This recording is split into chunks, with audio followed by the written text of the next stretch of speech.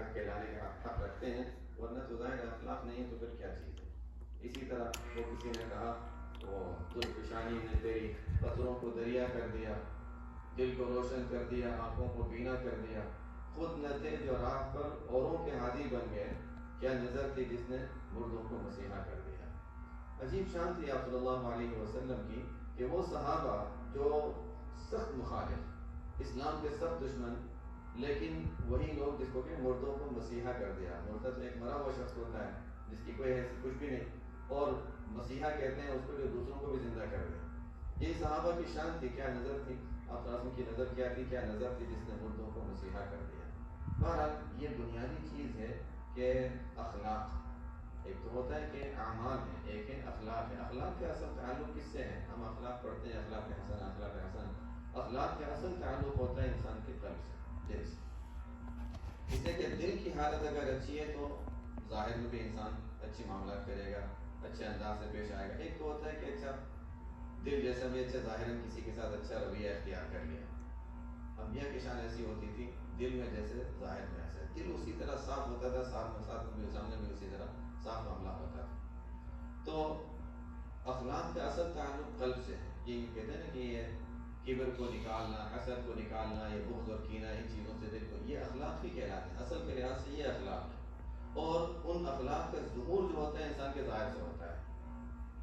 انسان دوسرے کے سامنے غصے کا اظہار کیوں کرتا ہے؟ اس لیے کہ وہ دل کے اندر وہ بڑائی تھی. انسان دوسرے کے سامنے برے انداز سے کیوں پیش آتا ہے؟ اس کے زبان سے برے الفاظ کیوں نکلتے ہیں؟ اس لیے کہ دل کے اندر گندگی. وہی کہتے ہیں کہ کل اناء بالذی فیہ یرشح، برتن سے وہی نکلتا ہے جو اس کے اندر ہوتا ہے. جب برتن بند ہے، کسی کو نظر نہیں آتا کہ اندر کیا ہے، بند برتن ہے، رکھا ہوا ہے، پتہ نہیں کیا ہے. اس کو ذرا سا ہلائیں تو اندر سے ہو سکتا ہے ہلنے کے بعد پانی اوپر سے نکلے گا، ہو سکتا ہے اندر سے عطر نکلے، خوشبو نکلے، اور ہو سکتا ہے اندر سے گند اور نجاست نکلے.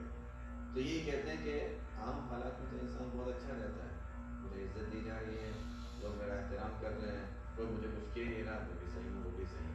لیکن جب اس کو ہلاتے ہیں تب پتہ چلتا ہے کہ اندر سے نکلتا کیا ہے. وہ گند جو بھرا ہوگا تو اس وقت ہی نکلے گا.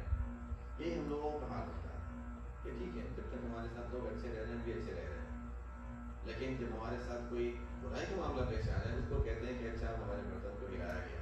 اس وقت دیکھنا کہ ہمارے اندر سے کیا نکل رہا ہے. یہی اصل وقت ہے امتحان کا. جب کسی کی طرف سے، اسی لیے قرآن نے کہا کہ جب غصے کے مقابلے میں جب کوئی برائی کرے اس کے مقابلے میں جب اچھائی کا معاملہ کریں گے، یہ ہے اصل وقت. اس وقت اگر کوئی اچھا رہ گیا، وما یلقاها الا الذین صبروا وما یلقاها الا ذو حظ عظیم، کہ یہ صبر کی خصلت، کسی کے برائی کے مقابلے میں اچھائی کرنے والی عادت، یہ تو انہی لوگوں کو ملتی ہے جو صبر والے لوگ ہیں. وما یلقاها الا الذین صبروا اور وما یلقاها الا ذو حظ عظیم، یہ انہی کو ملتی ہے جو بہت اونچا نصیب اور اونچا حصہ رکھتے ہیں، ہر ایک کو نہیں ملتا. دوبارہ یہی چیز ہے. پورے اگر دیکھا جائے بد اخلاقی، پورے فساد جو ہے، پورے فساد کی بنیاد بد اخلاقی پر ہوتی ہے، اور پورے بد اخلاقی کی بنیاد کبر پر ہوتی ہے.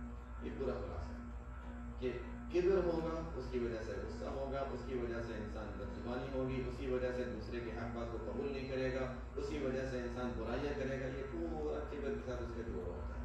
کبر نکل جائے بد اخلاقی نکل جائے گی، بد اخلاقی نکل جائے فساد اور لڑائی جھگڑے اور سب چیزیں نکل جائیں گی. بہرحال اس سلسلے میں حضور صلی اللہ علیہ وسلم کے کچھ ارشادات ہیں.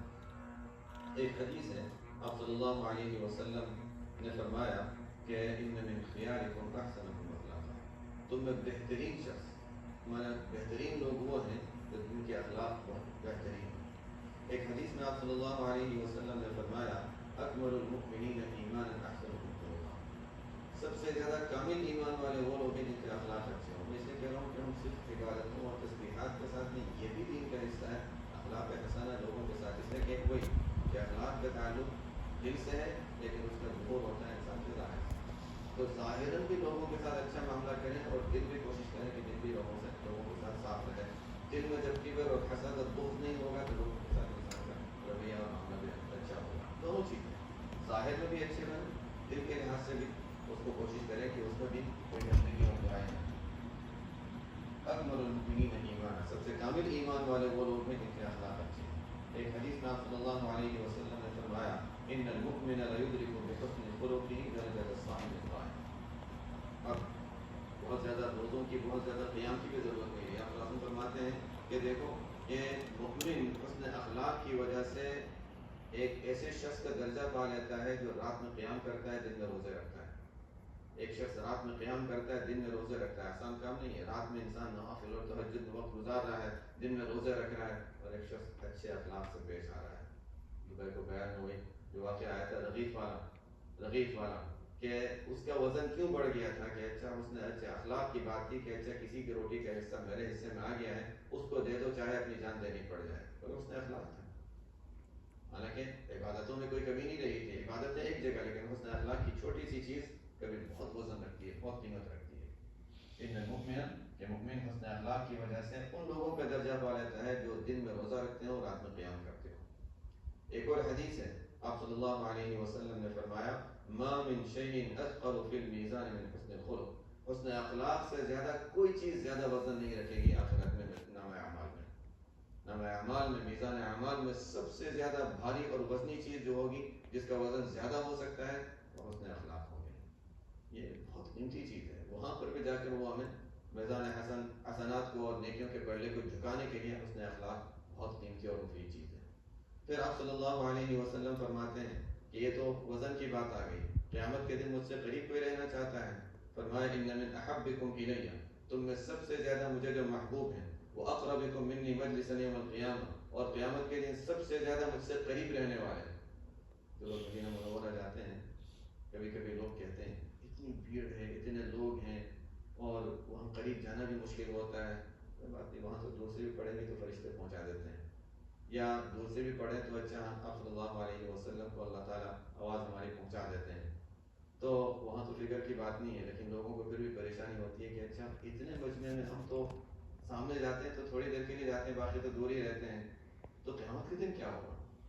قیامت کے دن کیا ہوگا؟ یہ اتنا بڑا مجمع ہوگا, تو تھوڑے سے لوگ ہیں جو دنیا کے اس وقت کے مسلمانوں میں سے تھوڑے سے لوگ ہیں جو سامنے آئے ہیں, تب بھی ہمیں ایسا لگتا ہے کہ ہمیں تو بس تھوڑا سا وقت ملا اور زیادہ ہمیں قریب رہنے کا موقع نہیں ملا, اور سامنے ہم جانے کا موقع نہیں ملا. لیکن قیامت کے دن کیا ہوگا؟ قیامت کا معاملہ کچھ اور ہی ہے.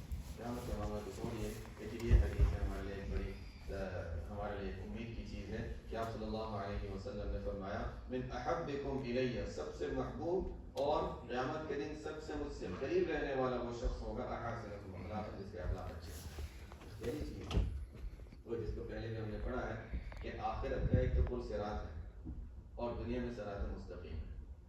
یہ اللہ تعالیٰ نے آخرت کے پل صراط ہمارے اختیار سے باہر کی چیز ہے. وہاں پر کیسے کرنا ہے, کیسے چلنا ہے, وہ ہمارے اختیار کی بات نہیں ہے. اس کے لیے دنیا میں اللہ تعالیٰ نے اختیار دیا ہے کہ اس صراط مستقیم پہ, اس پل صراط پہ اچھی طرح گزرنا چاہتے ہو تو دنیا کے صراط مستقیم پہ اچھی طرح چل جاؤ.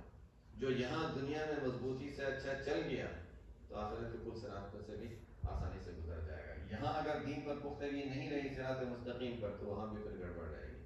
یہ بھی اختیار ہے, اللہ تعالیٰ نے اختیار دیا. ایسا نہیں کہ غیر اختیاری چیز ہو تو پتہ نہیں دیکھا جائے گا. یہی اس کا وقت ہے کہ انسان ابھی اس کے لیے تیاری کرے کہ اس کے مجھے کرنا کیا ہے, کیسے اس کے لیے تیاری کرنی ہے, اپنے اخلاق درست کر کے. ایک حدیث میں آپ صلی اللہ علیہ وسلم نے فرمایا بعثت لأتمم حسن الاخلاق. اسی طرح کی اور بھی کئی روایتیں کہ مجھے بھیجا گیا ہے حسن اخلاق کی تکمیل لے کر, اور مکمل حسن اخلاق لے کر مجھے بھیجا گیا ہے. اگر کوئی چیز باقی ہو, حسن اخلاق کا اعلیٰ نمونہ دیکھنا ہے, تو حضور صلی اللہ علیہ وسلم کی زندگی میں اس کی مثال ملے گی. اور پھر ایک روایت میں آپ صلی اللہ علیہ وسلم نے, یہ سب چیزیں تو ہیں, اس کے ساتھ ساتھ اب گارنٹی بھی ہے. ایک گارنٹی بھی آپ صلی اللہ علیہ وسلم دے رہے ہیں. کیا ہے؟ آپ صلی اللہ علیہ وسلم فرماتے ہیں انا زعیم ببیت فی ربض الجنۃ لمن ترک المراء وان کان محقا. میں ذمہ داری لیتا ہوں, اب تو گارنٹی آ گئی, ذمہ داری لیتا ہوں. انا زعیم, میں ذمہ دار ہوں اس شخص کو جنت کے اطراف میں جگہ دلانے کا. جنت کے اطراف میں پہنچ گیا تو پھر تو پہنچ گیا.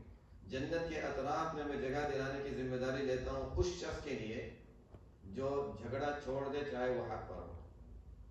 ایسے موقع بار بار نہیں آتے کہ کسی نے غلط ہمارے خلاف کوئی بات کہہ دی, وہ غلط ہے, ہم صحیح ہیں, ہم ایک دو جملے کہیں گے, ایک دو ساتھیوں کو لائیں گے اور ہمارا حق ثابت ہو جائے گا. لیکن ظاہر کہ حق تو ثابت ہو جائے گا, لیکن ہمیشہ کے لیے معاملات ٹوٹ جائیں گے.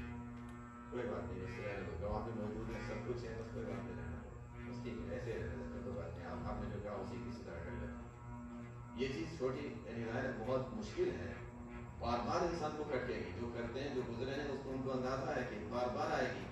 کہ چلو ایک مرتبہ ہار مان لی تو شیطان کہے گا نہیں کہ یہ تو سامنے والے کو ہم اور جلی کر دیا، تو پہلے ہی وہ اتنا بد اخلاق تھا اور ہم نے اور زیادہ اس کو جلی کر دیا، نہیں ہمیں اور کچھ کرنا چاہیے، کسی کو تو کہنا چاہیے.